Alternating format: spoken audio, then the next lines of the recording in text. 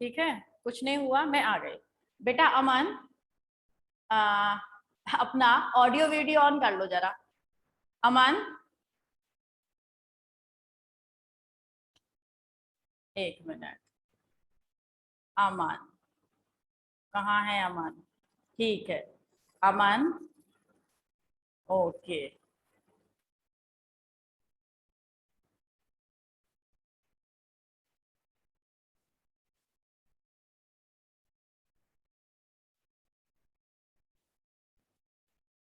भाई अमन, तुझे डेली मुझे देखना होता है, अच्छा लगता है तुझे देख के, पढ़ाने का मन कराता है।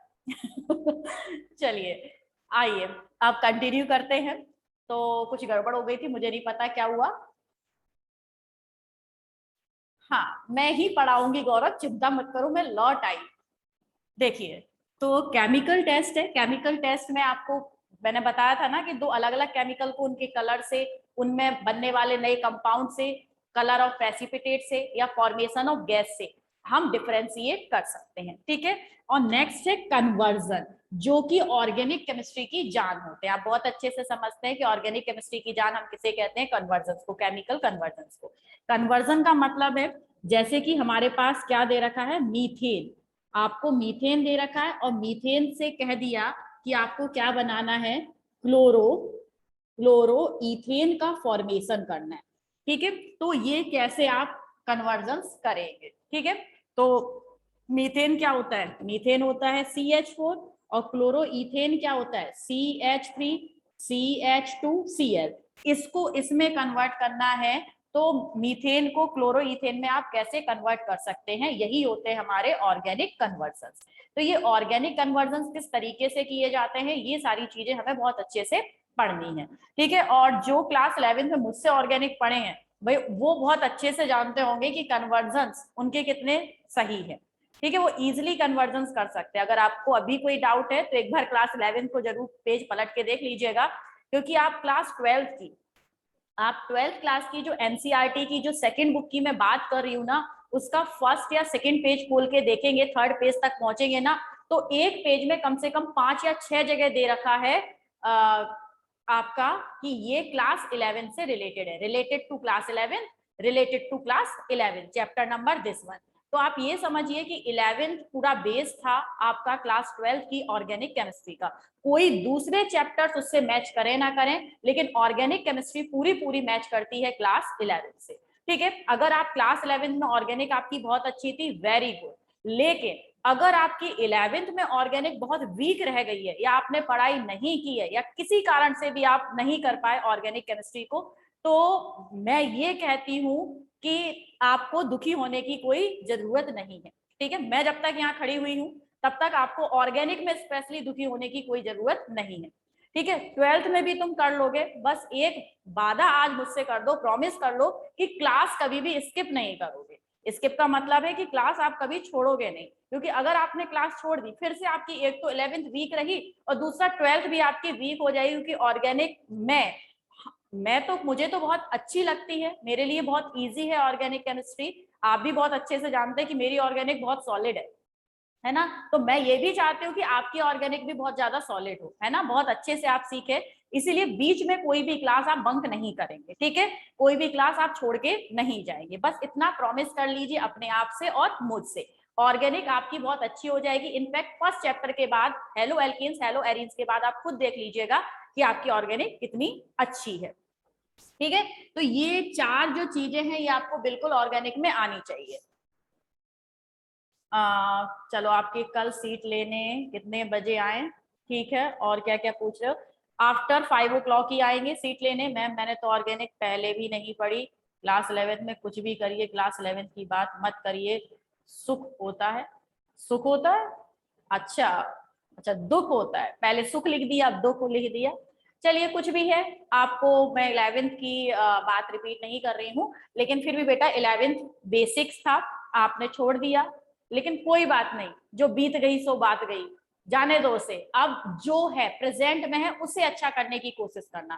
ठीक है। जो भी 11th का होगा मैं 12th में समझा दूंगी, बस बशर्ते, फिर से कह रही हूँ, एक शर्त लगा लीजिए अपने आप से कि मुझे छुट्टी नहीं करनी है। बात इतना है, समझ के स्क्रीनशॉट ले लीजिए। ये चारों चीजें आपको बहुत अच्छे से आनी चाहिए। हो गया, रफ कर दूं? चलो, तो IUPAC नेमिंग किसी ने मुझसे पूछा मैम क्लास 11th वाला, बिल्कुल क्लास 11th में फिर से बोल रही हूँ, क्लास 11th आपका बेस था। अगर क्लास 11th की IUPAC आपको आती है तो 12th में थोड़ा उससे हार्ड वाली है, तो आप इजिली कर सकते हैं। लेकिन मैं क्लास 11th में ही 12th वाली करवा चुकी थी, मैंने हार्ड से हार्ड 11th क्लास में ही आपको IUPAC नेमिंग सिखा दी थी। ठीक है, मैं ये नहीं कह रही हूँ मैं 12th में नहीं सिखाऊंगी, मैं 12th में भी सिखाऊंगी, आपको प्रैक्टिस ज्यादा करनी होगी। 11th में मैंने प्रैक्टिस 1 महीने तक कराई थी ऑर्गेनिक की, ठीक है, लेकिन भाई अब 12th में मेरी इतनी शक्ति नहीं है कि तुम्हें प्रैक्टिस भी कराऊं और चैप्टर भी कराऊं, है ना। तो 1 2 3 दिन में और IUPAC सिखा दूंगी, लेकिन प्रैक्टिस आपको करनी है, क्वेश्चन मैं दे दूंगी आपको, प्रैक्टिस करिए, जो नहीं आ रहा वो आप मुझसे पूछ सकते हैं, मैं कभी भी आपको बताने से मना नहीं करूंगी। ठीक है, चलो भाई आ जाओ। अब देखो, जो हमारा haloalkanes, halo alkanes and arenes, haloarene ही है, ठीक है, हेलो एरीन्स।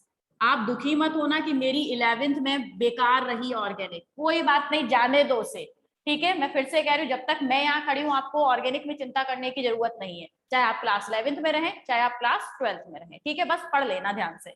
तो halo alkanes and halo arenes में जो 12th क्लास इस साल का सिलेबस है, इसमें कुछ पार्ट डिलीटेड भी है, ठीक है। NCERT उठाइएगा, उसमें आपके कुछ केमिकल दे रखे हैं, जैसे कि क्लोरोमीथेन, ठीक है, ट्राइक्लोरोमीथेन, डाइक्लोरोमीथेन, आइडोफॉर्म, DDT, ये सारी चीजें नहीं है, ठीक है। 4 5 कंपाउंड मैंने बता दिए हैं, इन्हें आप देख लीजिएगा, NCERT में सबसे लास्ट में दे रखे हैं, ठीक है, सेकंड लास्ट टॉपिक है, वो आपके सिलेबस में इस साल नहीं है, ठीक है। DDT है, क्लोरोमीथेन, डाइक्लोरोमीथेन, ट्राइक्लोरोमीथेन, आइडोफॉर्म और DDT, ये 5 चीजें इस साल सिलेबस में नहीं है, और बाद बाकी पूरा सिलेबस में है, और कुछ नहीं कटा है, 5 टॉपिक कटे हुए हैं बस। चलो, अब हेलो एल्केन्स और हेलो एरीन्स में आखिर ये हेलो एल्केन्स और हेलो एरीन्स होते क्या है? क्या ये कोई हेलो हेलो है कि चैप्टर की शुरुआत में दे दी है ना, फर्स्ट चैप्टर है सेकंड बुक का, तो हेलो करते हुए केमिस्ट्री आ रही, हाय हेलो, है ना। तो ये हेलो एल्केन्स और हेलो एरीन्स वो आपकी हाय हेलो वाली नहीं है। हेलो का मतलब क्या होता है, देखो, हेलो एल्केन्स, देखिए हेलो का मीनिंग क्या होता है, हेलोजन, हेलोजन, हेलो का मतलब क्या है, हेलोजन। और एल्केन्स का मतलब क्या है, जो भी आपकी एल्केन, एल्कीन, एल्काइंस, ठीक है, हाइड्रोकार्बन सीरीज है। एल्केन क्या है आपकी, हाइड्रोकार्बन सीरीज है ना, एल्केन्स हाइड्रोकार्बन सीरीज है। तो नॉर्मल सी बात है, अब आपको इस चैप्टर में पढ़ने से पहले हेलो एल्केन्स के बारे में भी जानकारी होनी चाहिए कि आखिर ये हेलो एल्केन्स होते क्या हैं, ठीक है। तो इसमें हैलोजेंस क्या होते हैं, तो हैलोजेंस आपको पता है हमारे ग्रुप 17 के मेंबर हैं, पीरियोडिक टेबल में ग्रुप 17 है, वो पूरा क्या है आपका हैलोजन ग्रुप है। और उसकी शॉर्ट ट्रिक आप बहुत अच्छे से जानते हैं, क्या है, फिर कल बाहर आई आंटी, ठीक है, क्या है, फिर कल बाहर आई आंटी, ठीक है। एक आंटी है, डेली बाहर नहीं निकलती हैं, लेकिन कल ही वो अपने घर से बाहर निकली थी, हो सकता है बारिश देखने के लिए, हो सकता है आपको देखने के लिए, किसी को भी देखने के लिए वो बाहर आई थी, तो वही है फिर कल बाहर आई आंटी। ये है हमारे हैलोजन, और हैलोजन कौन से ग्रुप में आते हैं बहुत अच्छे से जानते हैं, ग्रुप 17, ठीक है। F का मतलब फ्लोरीन, Cl का मतलब क्लोरीन, Br का मतलब ब्रोमीन, I का मतलब आयोडीन, At का मतलब astatine. This one is a radioactive halogen. Azitatine is a radioactive halogen, so we never be used in the formation of alkanes, ठीक है। alkanes के फॉर्मेशन में हम इसका यूज नहीं करेंगे। तो अब हमारे पास कितने हैलोजेंस बचे, केवल 4, ठीक है, 5 थे 4 बचे हैं, ठीक है। तो ये हैलोजेंस हैं, ये जब किसी हाइड्रोकार्बन सीरीज के साथ जुड़ जाते हैं तो फॉर्मेशन करते हैं किसका, हेलो एल्केन्स का फॉर्मेशन कर लेते हैं, ठीक है। देखिएगा क्या है, देखिएगा कैसे फॉर्मेशन करते हैं ये हेलो एल्केन्स का। यहाँ देखो, देखो ये क्या है आपकी हाइड्रोकार्बन सीरीज, जैसे कि मान लीजिए हम हाइड्रोकार्बन में एक सबसे सिंपलेस्ट एल्केन, ये क्या है CH4 मीथेन, जानते हैं ना CH4 क्या है, मीथेन, मीथेन, इतना तो मुझे नीचे से नहीं पढ़ाना पड़ेगा ना कि एल्केन सीरीज का फॉर्मूला क्या है, एल्कीन सीरीज का फॉर्मूला क्या है, CnH2n+2, ये एल्केन सीरीज का है। और मेथ, एथ, प्रो, ब्यूट, पेंट, हेक्स, ऑक, नॉन, डे, ये आप जानते होंगे। ठीक है, अगर कार्बन एक है तो वो क्या कहलाता है, मेथ कहलाता है। आपके लिए बहुत छोटी चीज है ये। तो मीथेन है, ठीक है। अब मीथेन को देखिए हम ऐसे लिख सकते हैं, CH4 को ऐसे लिख सकते हैं, किसी को आई थिंक कोई प्रॉब्लम नहीं होगी ऐसे लिखने पर। ये CH4 है, ये भी क्या बना दिया मैंने, CH4। अब देखो ये इसे हैलो एल्केन कैसे बनाना है। मान लीजिए यहाँ पर हमारा क्या है, क्लोरीन है, ठीक है। चलो डायरेक्ट यहाँ पर Cl2 के साथ अगर मैं इसकी रिएक्शन करा दूं, ठीक है, तो Cl2 को भी देखिए आप ऐसे लिख सकते हैं, Cl सिंगल बॉन्ड Cl। अब जो Cl है इसमें से एक Cl इस H को डिस्प्लेस कर दे, मींस इस H की जगह एक Cl आ जाए तो क्या बन जाएगा, क्या बनेगा, CH, ठीक है। इसकी जगह आ गया तो CHHH, और यहाँ पर इस H की जगह क्या आ गया, Cl आ गया, ठीक है। तो ये क्या हो गया, इस H की जगह Cl आ गया, और ये H और ये Cl क्या हो गए आपके HCl के फॉर्म में रिमूव हो गए। आप यहाँ पर भी लिख सकते हैं प्लस HCl रिमूव हो गए। क्या रिमूव हुआ भाड़ में जाने तो, हमें कोई मतलब नहीं है, ठीक है। हमें केवल इससे मतलब है, किससे मतलब है, इससे मतलब है, ये दिखाई दे गया। अब देखो ये क्या बना, एल्केन सीरीज है, CH3Cl एल्केन सीरीज है, और इस एल्केन सीरीज में कौन जुड़ गया, इसमें एक हैलोजन जुड़ गया। तो भाई क्या बन गया, एल्केन के साथ हैलोजन, जस्ट हाइड्रोकार्बन सीरीज, या फिर एल्केन, एल्केन के साथ हैलोजन, तो क्या बन गया, हेलो एल्केन बन गया। हेलो एल्केन कौन सी नई कहानी है, हेलो एल्केन, समझे। तो हेलो एल्केन कैसे बनाना है, किसी भी एल्केन को पकड़ो, उस एल्केन में से एक हाइड्रोजन को रिमूव करो और उस हाइड्रोजन की जगह हैलोजन को कर दो, ठीक है।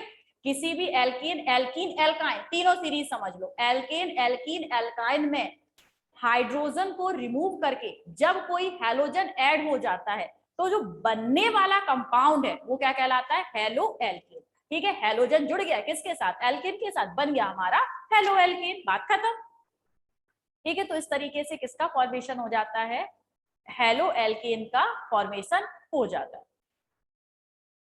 चलो भाई,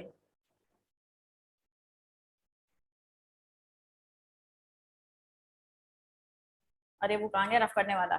हाँ भाई, ना पढ़ लिया, कुछ नोट वोट करना है तो कर लीजिएगा, ठीक है, वरना मैं रफ कर देती हूँ उसे। देखो, तो आप हेलो एल्केन को समझे होंगे, ठीक है। मैं यहाँ पर एवरी की बात कर रही हूँ, एवरी स्टूडेंट की बात कर रही हूँ, जिसे आता है वेरी गुड, ठीक है, जिसे नहीं आता बेटा वो सीखिए, मुझे एक को नहीं समझाना, मुझे यहाँ पे सबको समझाना है जितने बच्चे पढ़ रहे हैं मुझसे, है ना। तो अब देखो यहाँ पर CH3Cl, वैसे ही दूसरा हेलो एल्केन क्या हो सकता है, CH3CH2Cl, ठीक है। और क्या हो सकता है, CH2Cl2 भी हो सकता है। बस हेलोजन जोड़ते जाइए हाइड्रोजन को रिमूव करके, बात समझे। और एक बात ध्यान रखना है, जो कार्बन है, कार्बन कैसा होता है, टेट्रा वैलेंट होता है। ये मुझे आपको इस समय क्लास 12th में बताना नहीं चाहिए, लेकिन मैं फिर भी बता रही हूँ। टेट्रा वैलेंट का मतलब है कार्बन के पास 4 बॉन्ड होने चाहिए, कार्बन के आसपास 4 बॉन्ड होने चाहिए।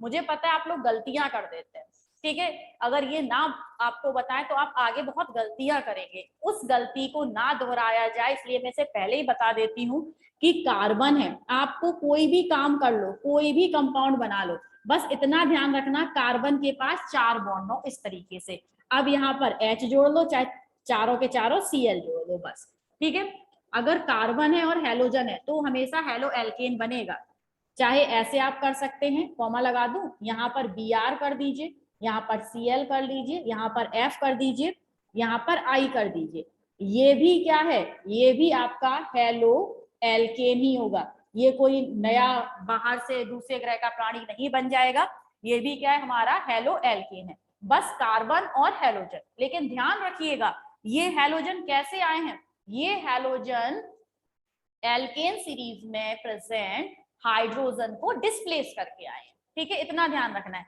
और देखो कार्बन के पास 4 बॉन्ड है, देख लो कार्बन के पास 4 बॉन्ड है, ठीक है। जैसे मैंने यहाँ पर CH2Cl2 लिखा है ना, तो कार्बन के साथ 4 बॉन्ड है, देखो 2 हाइड्रोजन के और 2 Cl के, हो गए कितने 4 बॉन्ड। तो इस तरीके से आप देख लिया करो, हो जाएगी पूरी कहानी आपकी। अब देखो जैसे CH3 फिर CH2 Cl3। अब देखो ये भी क्या है, एक हेलो एल्केन है, ठीक है, जल्दी समझना, थोड़ी जल्दी समझना। इस कार्बन के 4 बॉन्ड हो गए, 3 तो हाइड्रोजन, 1 2 3, 3 हाइड्रोजन के साथ, और ये एक इसके साथ जुड़ा होगा, हो गए 4। अब इस कार्बन के देखो 4 बॉन्ड है या नहीं, एक इस कार्बन के साथ जुड़ा है, एक इस कार्बन के साथ जुड़ा है, 2 बॉन्ड कार्बन वाले हो गए और 2 किसके हो गए, हाइड्रोजन के, हो गए 4। एवरी में देखिए 4 बॉन्ड होंगे तभी आपकी सीरीज सही बनेगी। इस वाले कार्बन को देखो, एक तो इधर से जुड़ा हुआ है, किससे, कार्बन से, कार्बन कार्बन जुड़ता है, कार्बन हाइड्रोजन जब क्या बनती है, एक सीरीज बनती है तो कार्बन कार्बन जुड़ता है, ठीक है। ये वाला कार्बन एक इस वाले कार्बन से जुड़ा हुआ है और 3 Cl से जुड़ा हुआ है, तो 3 Cl और एक कार्बन कितने हो गए, 4 बॉन्ड हो गए। तो देखिए ये सीरीज बिल्कुल सही बनी हुई है, बस इतना बनाते जाइए। एक बात का ध्यान रख लो कि कार्बन के पास 4 बॉन्ड होते हैं, एवरी कार्बन के पास, आप कुछ भी बना सकते हो, कुछ भी नहीं है ऑर्गेनिक में, बस मैं तो कहती हूँ बस इतनी सी ऑर्गेनिक है और कुछ नहीं है ऑर्गेनिक। अब ऐसा भी हो सकता है C डबल बॉन्ड C, यहाँ पर Cl2 और यहाँ पर Cl2, ठीक है, ये भी क्या है आपका हेलो एल्केन ही है, ठीक है। देखो कार्बन के साथ 1 2, इस कार्बन का देख लो 1 2 और 2 ये Cl के, तो कितने हो गए 4 बॉन्ड, इसके भी कितने हो गए 4 बॉन्ड। बस कार्बन के पास 4 बॉन्ड होने चाहिए, चाहे ऐसे 4 बॉन्ड हो, ठीक है, चाहे आपके कैसे ऐसे 4 बॉन्ड हो, बस कार्बन के पास क्या होना चाहिए, 4 बॉन्ड होने चाहिए, ठीक है, चाहे ट्रिपल हो चाहे डबल हो चाहे सिंगल हो, कहने का मतलब ये है। तो हेलो एल्केन आप समझे होंगे। चलो अब आइए नेक्स्ट में, रफ कर दिया ना मैंने, नेक्स्ट में आइए, हेलो एरीन्स क्या है, हेलो एरीन्स क्या है, एरीन समझते हैं, चलो बताओ एरीन क्या होता है, पढ़े तो हो, बताओ फटाफट से, what you mean by arenes, arenes बताइए।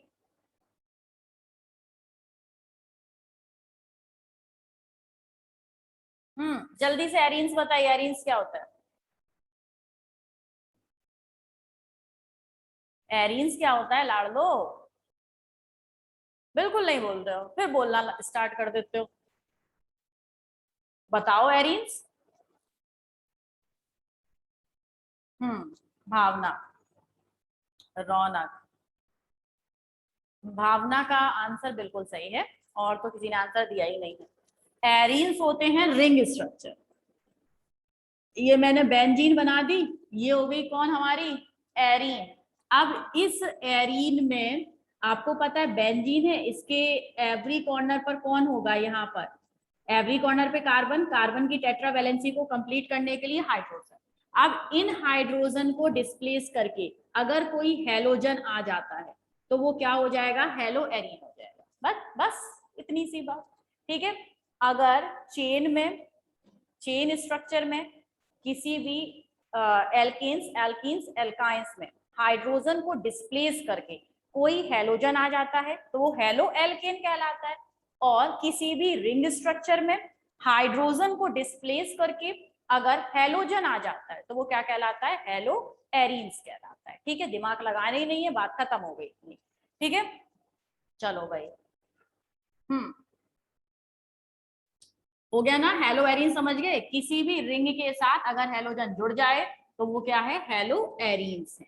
अब हम ये जो हेलो एल्केन्स हेलो एरीन्स पढ़ रहे हैं, आखिर ये क्यों पढ़ रहे हैं, इनका कहीं यूज होता है, ठीक है, what is the use of halo alkanes and halo arenes.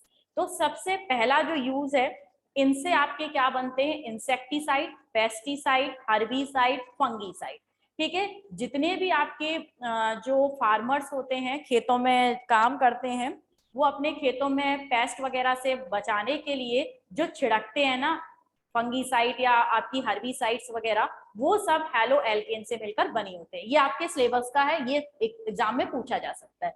तो ये किससे मिलकर बनी होती है आपकी, इससे क्या होता है, इसका यूज लिख देता है, ठीक है। तो यूज क्या है बेटा, सबसे पहले इनका कि दे are used in the formation of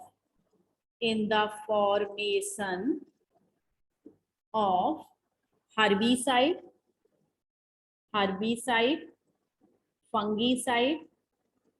fungicide, pesticide etcetera. ठीक है, तो इससे हम फंगीसाइड वगैरह बनाते हैं। इनफैक्ट जो डीडीटी है ना, आपने पढ़ा होगा डीडीटी पर बैन लगा हुआ है, वो डीडीटी भी एक हेलो एल्केन ही है। ठीक है, जो आप डीडीटी जानते हैं ये भी क्या है, एक हेलो एल्केन है। दूसरा है, इसका दूसरा यूज कहाँ किया जाता है, इसका यूज किया जाता है एज अ एनेस्थेटिक एजेंट। ठीक है, मैं लिख देती हूँ, it is used as anesthetic agent especially in dentistry। ठीक है, देखिए अब जो हेलो एल्केन से कुछ ऐसे कंपाउंड बनाए जाते हैं जो एनेस्थेटिक प्रॉपर्टी शो करते हैं। एनेस्थेटिक प्रॉपर्टी का मतलब है जिससे कि आपको किसी भी चीज की फीलिंग नहीं आती है ना, जिसे हम सुन्न करना कह देते हैं ना, कि इंजेक्शन लगा दिया, हाथ सुन्न हो गया, फिर हाथ को काटो, पैर को काटो, कुछ भी पता नहीं चलता। तो ये एनेस्थेटिक एजेंट का वर्क करते हैं स्पेशली डेंटिस्ट्री में। आप कभी डेंटिस्ट के पास जाएं और डेंटिस्ट क्या करे, आपका दांत उखाड़े, तो उससे पहले वो एक इंजेक्शन लगाता है, आपके गम्स में एक इंजेक्शन लगाता है। तो वो इंजेक्शन वास्तव में किसके होते हैं, हेलो एल्केन्स के होते हैं। तो हेलो एल्केन्स का यूज एज अ एनेस्थेटिक किया जाता है, स्पेशली किसमें, डेंटिस्ट्री में करते हैं। ठीक है, इतनी बात आप समझ गए। नेक्स्ट है इसका some medicine treating for typhoid fever हटाओ यार, typhoid malaria and different other diseases are made up by haloalkanes।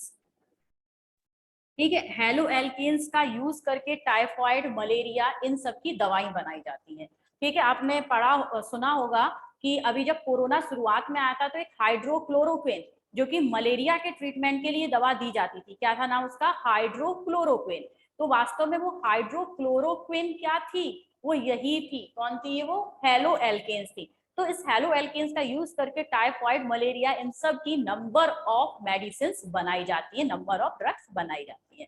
ठीक है, अब सुनिए, इसके अलावा और क्या बनाया जाता है, ये सब आप ध्यान रखना। सारा कुछ सिलेबस में ये पूछे जा सकते हैं, इससे किसकी दवाई बनाई जाती है, तो याद रखना मलेरिया और टाइफाइड की। मलेरिया की हाइड्रोक्लोरोक्विन और टाइफाइड की क्लोराम्फेनिकोल।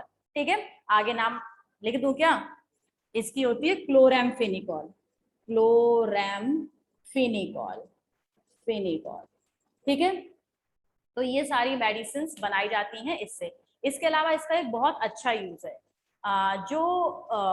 कौन है हमारा, haloalkanes is used as a blood substituent. ठीक है, अभी तक आपने देखा होगा कि बहुत सारे लोग मर जाते हैं अगर उन्हें सही टाइम पर ब्लड ना दिया जाए, है ना। लोगों को ब्लड की कमी हो जाती है, खून की कमी हो जाती है, तो फिर डोनर ढूंढना पड़ता है, भाई डोनर लेके आओ, वो खून देगा। जैसे किसी का एक्सीडेंट हो गया, बहुत सारा खून उसका बह गया, तो बहुत सारे लोग ब्लड देना पसंद भी नहीं करते ना, उन्हें डर लगता है कि उनको कुछ प्रॉब्लम ना हो जाए। तो ऐसी स्थिति से बचने के लिए साइंटिस्ट ने क्या किया, एक आर्टिफिशियल ब्लड बनाया। ठीक है, ये मोस्ट इंपॉर्टेंट है कि आर्टिफिशियल ब्लड किससे बनाया गया, तो हेलोएल्केन्स का यूज करके आर्टिफिशियल ब्लड बनाया गया।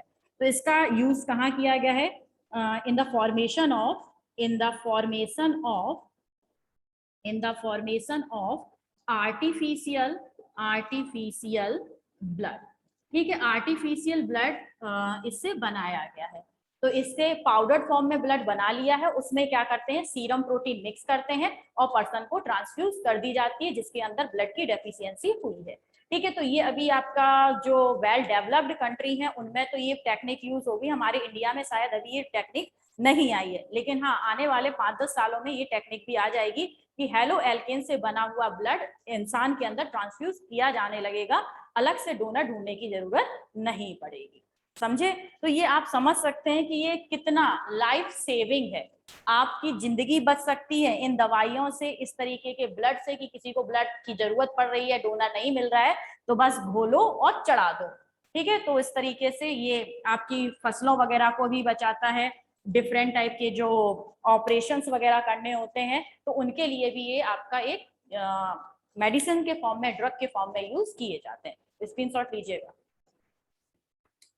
बात समझे कि नहीं समझे, पहले ये बताओ।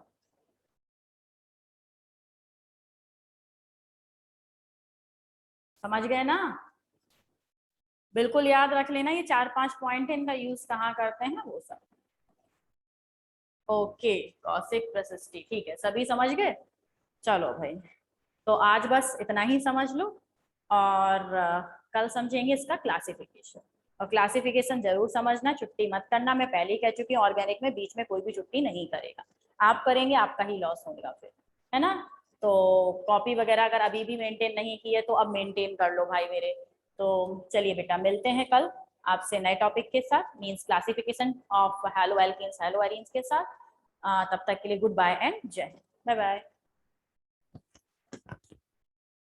हाँ, कल क्लास है, कल संडे है, तो कल क्लास है। अगर छुट्टी होगी तो मैं आपको इन्फॉर्म कर दूंगी, वैसे तो कल क्लास है, ठीक है।